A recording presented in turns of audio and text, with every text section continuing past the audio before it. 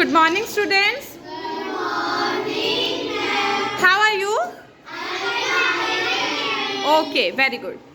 Students, do you know what activity we are going to start now? Our government. Okay. Who knows what is government? Yes, Muskan? Government is a group of people who run our country. Very good. As Muskan said, sit down, Muskan. A government is a group of people who are responsible for governing a country or a state. देखो, government क्या है?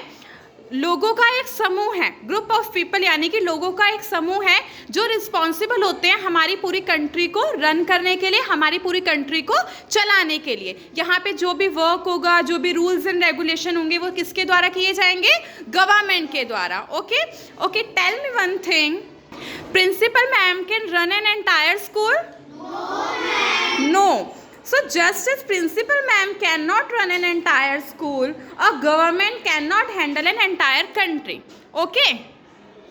India is a vast country. In order to run our country efficiently, it is divided into 28 states and 8 union territories. Thus we have two governments, central and state government. Okay? Let's understand with an example. To run our country efficiently, our country has been divided into 28 states and 8 union territories. Okay? Union territories में आपको पहले पढ़ा चुकी हूँ क्या है? हमारी country को बहुत अच्छे से रन करने के लिए हमने क्या किया है? अपनी कंट्रीज को हमने क्या, गवर्नमेंट क्या किया है? कंट्री को 28 स्टेट्स एंड 8 यूनियन टेरिटरीज में डिवाइड कर दिया। तो जैसे मैंने बोला था, हम एग्जांपल के थ्रू समझेंगे। देखो बेटा, एक स्कूल है, हम अपने स्कूल का एग्जांपल लेते हैं, happy Cambridge school. Okay, happy Cambridge school की जो प्रिंसिपल मैम है, क्या वो पूरे स्कूल को हैंडल कर सकती हैं? एक ही बार में क्या पूरी क्लासेस को फर्स्ट टू 10th तक क्या वो पढ़ा सकती हैं?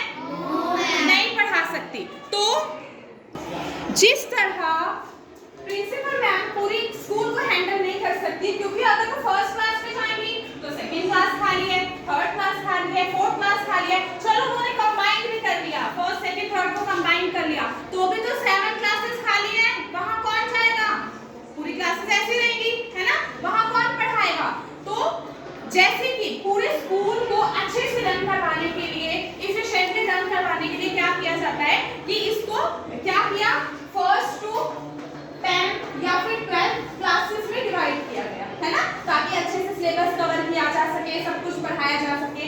फिर अगर फर्स्ट क्लास का एग्जांपल लो, बच्चे हो गए ज्यादा, अप्रॉक्स 50 स्टूडेंट हो गए, तो बहुत ज्यादा प्रॉब्लम आती है टीचर को संभालने में। तो क्या किया गया, उसको सेक्शन में डिवाइड कर दिया गया, first A and first B.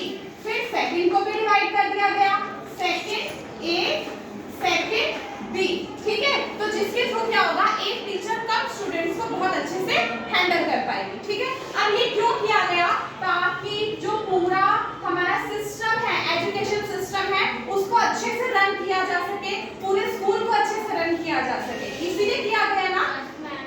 तो उसी तरह जिस तरह हम अपनी क्लासेस को डिवाइड कर देते हैं, first A first B, second A second B, third A third B, ताकि हर क्लास को अच्छे से हैंडल किया जा सके, पूरे स्कूल में डिसिप्लिन बना रहे, उसी तरह पूरी कंट्री को एफिशिएंटली रन करवाने के लिए government has been divided our country into 28 states and 8 union territories. इतना समझ में आया? अब आगे बढ़ते हैं। फर्स्ट ए फर्स्ट बी में जब डिवाइड कर दिया गया तो उनकी टीचर भी सेपरेट हो गई, या एक ही टीचर थी? बोलो, फर्स्ट ए फर्स्ट बी में एक ही टीचर है? नो, अलग अलग टीचर है। फर्स्ट ए की अलग टीचर है, सेकंड बी फर्स्ट ए की अलग टीचर है, फर्स्ट बी की अलग टीचर है, सेकंड ए की अलग टीचर है, सेकंड बी की अलग टीचर है। अब क्या हो गया, रिस्पांसिबिलिटी दे दी गई।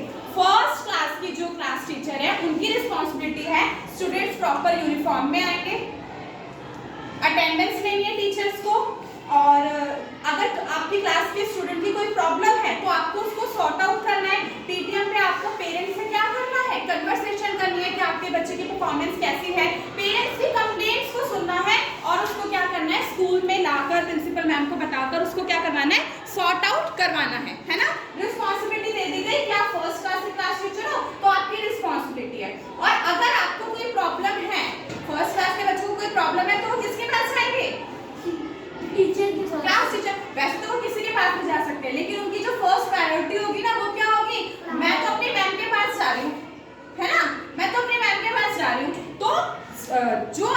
क्लास टीचर हो गया, उसी के पास जाओगे। इसी तरह जो 28 स्टेट्स में और 8 यूनियन टेरिटरीज में जो डिवाइड किया गया है, तो हर स्टेट में एक मिनिस्टर अपॉइंट किया गया है ना। 28 स्टेट है तो हर एक स्टेट में एक मिनिस्टर अपॉइंट कर दिया गया है, और उस मिनिस्टर की ड्यूटी है कि उस स्टेट में जितने भी काम करवाने हैं, जितनी भी प्रॉब्लम्स आ रही हैं, उसके सबके लिए रिस्पॉन्सिबल कौन है?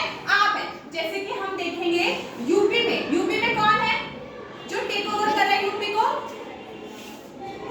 यस, वेरी गुड, सही बोला मुस्कान, योगी जी हैं। ठीक है, कौन है? योगी जी, जो कि पूरी उसको यूपी को हैंडल कर रहे हैं। उसी तरह हर स्टेट के अपने अपने अलग अलग मिनिस्टर्स होते हैं जो हैंडल करते हैं। अगर मान लो यूपी में कोई प्रॉब्लम आ गई है तो उसको कौन सॉर्ट आउट करेगा? योगी जी सॉर्ट आउट करेंगे। अभी आपने देखा होगा कोरोना आ गया था तो हर स्टेट में इतनी ज्यादा डिफिकल्टीज हो गई थी, ऑक्सीजन की कमी हो गई थी, हॉस्पिटल में बेड्स की कमी हो गई थी, तो उन सबको कौन सॉर्ट आउट कर रहा था? योगी जी सॉर्ट आउट कर रहे थे। लेकिन अब बात क्या आती है हमारी, जिस तरह हमारी जो क्लास टीचर है वो अपने क्लास के लेवल पे रिस्पॉन्सिबल है कि मेरी क्लास में कुछ होगा ना उसके लिए मैं रिस्पॉन्सिबल हूँ। फर्स्ट क्लास में अगर कुछ हो रहा है, लाइक मैं 6th क्लास की क्लास टीचर हूँ, तो मेरी क्लास में जो कुछ हो रहा है मैं अपनी क्लास के लिए रिस्पॉन्सिबल हूँ। लेकिन प्रिंसिपल मैम पूरे स्कूल के लिए रिस्पॉन्सिबल है। पूरे स्कूल के लिए वो रूल्स एंड रेगुलेशन बनाएंगी, डिसिप्लिन के रूल्स बनाएंगी, सिलेबस डिस्कस करेंगी, टीचर्स के लिए जो भी रूल्स एंड रेगुलेशन होगा उन्हें बताएंगे, इवन टीचर्स की प्रॉब्लम को सॉर्ट आउट करेंगी, है ना। तो पूरी कंट्री, पूरे हमारे स्कूल को कौन रन कर रहा है? Principal ma'am. इसी तरह हमारी पूरी गवर्नमेंट, जो हमारी गवर्नमेंट है, जो पूरी कंट्री को हैंडल कर रही है, वो हमारी कहलाती है सेंट्रल गवर्नमेंट। क्या कहलाती है? Central government. क्या कहलाती है? Central government.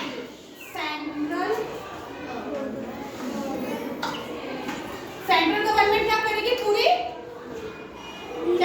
पूरी कंट्री को टेक ओवर करेगी। और जो हमारी क्लास टीचर है वो क्लास को हैंडल कर रही है ना, तो स्टेट गवर्नमेंट क्या करेगी? स्टेट को टेक ओवर करेगी। जिस तरह हमारे पूरे अगर स्कूल में कोई प्रॉब्लम आ गई तो उसको देखेगी प्रिंसिपल मैम, उसी तरह अगर हमारी कंट्री में कोई प्रॉब्लम आ गई तो उसको देखेगी सेंट्रल गवर्नमेंट। लेकिन क्लास में कोई प्रॉब्लम आ गई तो फटाफट से कौन जाएगा? क्लास टीचर जाएगी। उसी तरह अगर किसी स्टेट में प्रॉब्लम आ गई तो उसका रिस्पॉन्सिबल कौन है? स्टेट गवर्नमेंट है। कौन है? State government. State government. मैंने आपको स्कूल का एग्जांपल लेकर क्यों समझाया? ताकि आपको अच्छे से समझ में आ सके। अब आप मुझे बताओगे कि अगर हमारे स्कूल में क्या हुआ ना, अचानक से कोई प्रॉब्लम आ गई, है ना, अचानक से कोई प्रॉब्लम आ गई, तो उस सिचुएशन में जो प्रिंसिपल मैम है वो पूरे स्कूल के लिए रूल बना देंगी कि आपको इस रूल को फॉलो अप करना है या फिर स्टूडेंट को सेफ्टी से घर पहुंचाना है, तो प्रिंसिपल मैम उसके लिए रूल्स बनाएगी। क्लास टीचर्स को बोलेंगे कि आप कॉल करिए, है ना। और इसी तरह क्लास में किसी बच्चे की लड़ाई हो गई है तो उस टाइम पे जो हमारी क्लास टीचर है या जो भी आपकी क्लास टीचर है वो जाएंगे और उस मैटर को सॉर्ट आउट करेंगे। हो सकता है कि वो नीचे लिए जाए तब प्रिंसिपल मैम उनकी हेल्प करेंगे, लेकिन फर्स्टली कौन जाएगा? जो या तो उस क्लास में टीचर है या फिर जो उस क्लास की क्लास टीचर है वही जाएंगे। ठीक है, तो अब मुझे आप एक चीज बताएंगे, तो अब आप मुझे एक चीज बताओगे कि हम प्रिंसिपल मैम को कौन सी गवर्नमेंट से कनेक्ट कर सकते हैं? सेंट्रल गवर्नमेंट से, क्योंकि वो पूरे स्कूल को टेक ओवर कर रही हैं। और हम क्लास टीचर को किस गवर्नमेंट से कनेक्ट कर सकते हैं? स्टेट गवर्नमेंट से। तो अब आपको डिफरेंस समझ में आया? What is the difference between central government and state government? Okay, thank you and bye.